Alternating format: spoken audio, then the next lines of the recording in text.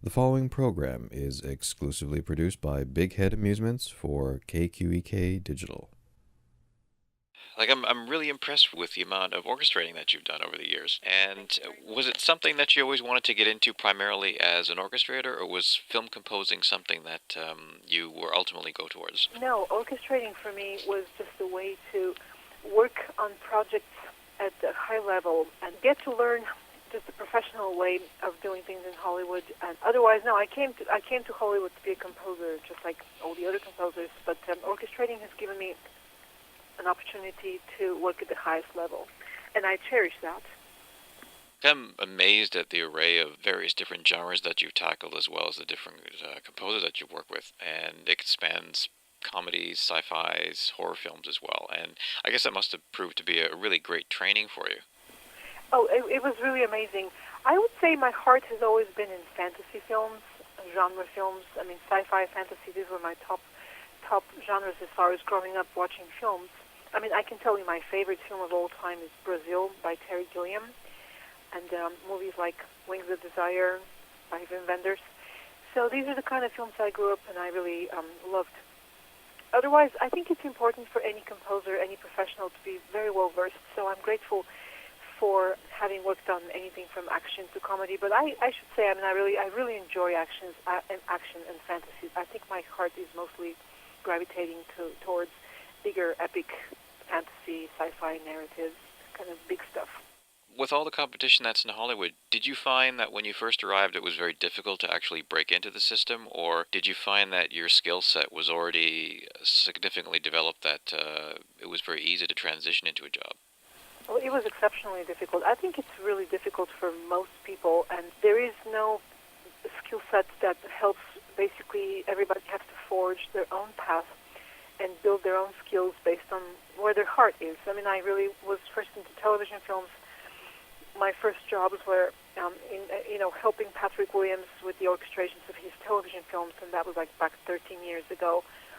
Then I met Bruce Fowler, the orchestrator of Hans Zimmer, and he very gradually started giving me tiny little assignments on these gigantic films until I had proven myself. So I would say building a skill set takes a lifetime, and most composers continuously reinvent themselves and continuously develop. That's the only way to stay viable. I mean, I'm somebody who really thrives on the constant learning and growing, and that's actually the most fundamental reason why I did this new CD, because I wanted to grow and I wanted to expand my skills outside of the usual assignments I get, independent films, independent dramas. I wanted to try something that I haven't received yet as an assignment from my filmmaking colleagues, and I kind of wanted to do something that's entirely generated from within myself and my own ideas and things I wanted to do. Well, you mentioned Bruce Fowler and Hans Zimmer, and I know that Zimmer, I guess when he got to a position where he could, well, he was already comfortable, he was already well established, I think he seemed to decide that he wanted to set aside, he wanted to establish a kind of a mentorship program, and I guess your involvement with some of his projects was part of that. And I wonder if you can perhaps talk a little bit about mentoring with a composer or several composers, and how important that is to learning sort of the basics, not only of film scoring, but also the business side of it as well. Actually, the truth is I have worked with Bruce very closely, and Bruce is my mentor, but actually I have not been part of Remote Control, Hans's company, which I admire, and I admire what he's doing because from among the most established composers, he's the only one giving opportunities to many, many younger composers who went on to build brilliant careers, and I appreciate that. I just myself was always independent, so I haven't really been mentored by Hans per se, but I did get mentored by Bruce Fowler, and that also helped me branch out into trailers. I got specifically hired on trailer jobs and also on video game jobs precisely because of my association with Bruce Fowler, and he recommended me, and he kind of basically let me have these clients and be their orchestrator on my own. So otherwise, I think mentoring is the singularly most important way for composers to build their careers because it's the old guild system. In having composed trailers for video games and now having composed the score for a video game, have you found that there's been a really significant evolution in not just the scope of the music that's now demanded by video game producers, but also just in terms of the style of the music that's written now? Because I think initially I guess it was limited by the technology, so you had a lot of synthesizers being used, but nowadays it's not unusual to have 80, 100 piece orchestras used with full choir to do a video game, and some of the scores that I reviewed are just amazing. I personally found the video game music for the last couple of years absolutely amazing, and the one singular experience that inspired me was playing a little bit and hearing Uncharted 2 with a score by Greg Edmondson. I thought to myself, well, the revolution has occurred. I mean, this score is so fantastic. And granted, Greg comes from a television scoring and dramatic scoring, so he also has that transmedia experience. But as I started to study scores very closely, and as I began to truly immerse myself into the game world, I found it to be absolutely inspiring and energizing, and I really felt very drawn to it precisely because the music sounded so fresh and innovative and fun, and obviously the technology has developed immensely in allowing things to happen that were not possible 10 years ago. Do you find that it's difficult to compose themes for video games, or is it more or less the same with films as well, where you still have characters, you still have themes, and you have key sequences?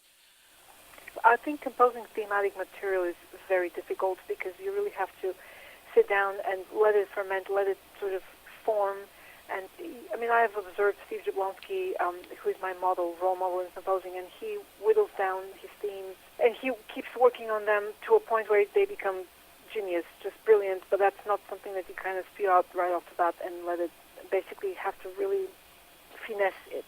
I'm a quick writer, but I do let a theme, and I use the word ferment for a while, sort of take shape, take a form, and try to find what it's trying to do. And I would say that kind of a process, which is organic, letting the theme grow organically, is really important. And of course, it's like constant feedback from the directors, trying to understand their vision, trying to understand how to make the music like a perfect embodiment of the vision that they have for the film or game. And have you found that there's been any significant differences in terms of working with directors in large studio productions versus independent directors? Because you've also scored a fair number of independent films. When I work on an independent film, I really have to communicate with the director only. It's all about his film and his vision. And whereas just from observing my colleagues who have scored studio films, there is far more involvement from producers and other people who are, in the studio, but I feel that there's more pressure, and sometimes the composers get slightly mixed feedback. One person wants something else, another person wants something different, and then the composer has a very difficult task to reconcile these different creative directions, and we're not even talking about notes, it's just like different visions. And most composers in Hollywood learn to reconcile these different demands very well, and the successful composers have to learn that. It's kind of a prerequisite of success, and that's not easy. Otherwise, when you're working on a low-budget independent film, you only have to report to one person, that's the director. Frequently, producers will, provide feedback, but the budgets are lower. There's usually not a budget for orchestra. Maybe like you're lucky if you have a couple of live instruments that sweeten the score, but usually it's much kind of a smaller scale. Among the horror films that you scored, they sort of span standard horror fare to exploitation horror fare to horror films that also have kind of pushed the boundaries. And I guess the Hostel films are probably kind of iconic for that because they sort of put an extreme level of violence on screen. And I wonder if, in terms of the orchestrating work that you've done for the two films, was there anything unusual in terms of the demands of those scores? Because I found particularly Hostel 2 to be a really rich score. It was very heavy from an orchestral standpoint, which was kind of unusual for a film of that type. Well, I was incredibly happy to work with Nathan Baran, whose musicianship I absolutely adore. To me, he's one of the most musical, inventive composers. I mean, I admire his sound, and I really feel very inspired by his music. In fact, I've learned so much from him, and I've kind of used gestures like, that harp plucking figure that he used in Hostel. So we talked about expanding in the direction of using kind of weirder orchestral effects. I had done quite a few, I brought up a couple of ideas, but it was all about his musicality, and also he's a string player, he's a cello player, and for him to experiment with extended string effects is very natural, very organic. I was very much impressed with the use of strings in the score and just the richness of it. Do you find that there's a specific advantage in having come from Europe, where there's a large history of classical music, that it sort of helped you in being able to orchestrate not just synthesizer scores with kind of an orchestral flow to it, but also really rich orchestrations for other people's scores where they may have sort of lacked experience in writing for a large orchestra, so to speak? I consider myself exceptionally lucky because I was classically trained since the age of 6. Went through the full course of conservatory and high school of music, actually first high school of music, then conservatory, and then upon finishing that very rigorous musical training, I was accepted at Duke University on a graduate scholarship as a composing student, and I was able to bring this entirely, very, very rich musical education to America and begin my career path here. At Duke, we really focused on the modernism and 20th century music, particularly on Ligeti and Penderecki and all these other composers who developed the whole kind of modernist aleatoric system of composing. And also I had a fantastic composition teacher, Stephen Jaffe, and a fantastic orchestration teacher who is also a great composer, Scott Lindroth. They taught me very deeply about modernism and specifically orchestral thinking, orchestral textures, orchestral colors. So I was able to combine that training with my conservatory training from Bulgaria with everything I learned in Hollywood over the last 13 years. For related film and film music reviews, please visit KQEK.com. This program is copyright 2013 by Mark R. Hassan.